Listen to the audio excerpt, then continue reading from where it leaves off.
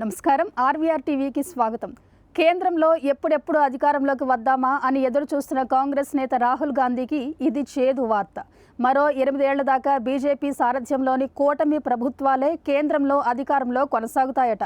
Indoor నుంచి Italy దాకా ప్రధానమంత్రి నరేంద్ర మోడీని సందర్భంతో పని లేకుండా కనీస విచక్షణనైనా పాటించకుండా ఉతికి ఆరేసే రాహుల్ గాంధీకి ఇది నిజంగా చేదుగుళికే. అప్పటికైనా బీజేపీ నాయకత్వం ఏవైనా తప్పులు చేయకుంటేనే అధికారం కోల్పోతుందట.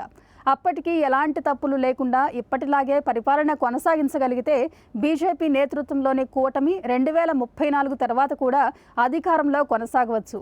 ఇదేదో దారిన పోయే దానయ్య చెబితే ఎవరైనా నమ్మకపోవచ్చు. కానీ ఈ మాటలు బల్లగుద్ది మరీ చెప్పింది యాక్సిస్ మై ఇండియా సర్వే సంస్థ అధినేత ప్రదీప్ గుప్తా చెబితే ఏంటంట అని మీరు వాదించవచ్చు. ఇటీవలే ముగిసిన అసెంబ్లీ ఎన్నికల్లో దేశంలోని దాదాపు అన్ని సర్వే సంస్థలు తమిళనాడులో డిఎంకే మరోసారి అధికారంలోకి వస్తుందని జోస్యాలు చెప్పాయి. అయితే సినీ హీరో విజయ్ నేతృత్వంలోని టీవీకే పార్టీ అధికారంలోకి వస్తుందని ఘంటాపదంగా చెప్పిన ఏకైక ఎగ్జిట్ పోల్ సంస్థ యాక్సిస్ మై ఇండియా. ఎన్నికలకు ఏడాది ముందు నుంచే తమిళనాడులో పలుసార్లు సర్వేలు నిర్వహించిన ప్రదీప్ గుప్తా మిగిలిన వారి కంటే ఖచ్చితమైన ఫలితాలు ముందుగానే చెప్పారు. టీవీకే పార్టీకి 109 స్థానాలు వస్తాయని యాక్సిస్ మై ఇండియా చెబితే 108 స్థానాలు దక్కాయి.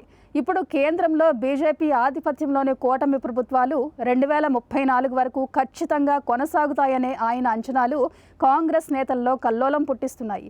ప్రతిపక్ష ఇండియా కూటమి గుండెల్లో రైళ్లు పరిగెత్తిస్తున్నాయి.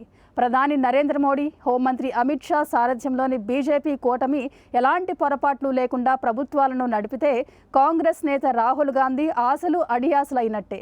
తెలంగాణ ముఖ్యమంత్రి రేవంత్ రెడ్డి కూడా 2034 తర్వాతే కేంద్ర రాజకీయాల్లోకి అడుగు పెడతానని ఇప్పటికే బహిరంగంగా ప్రకటించారు.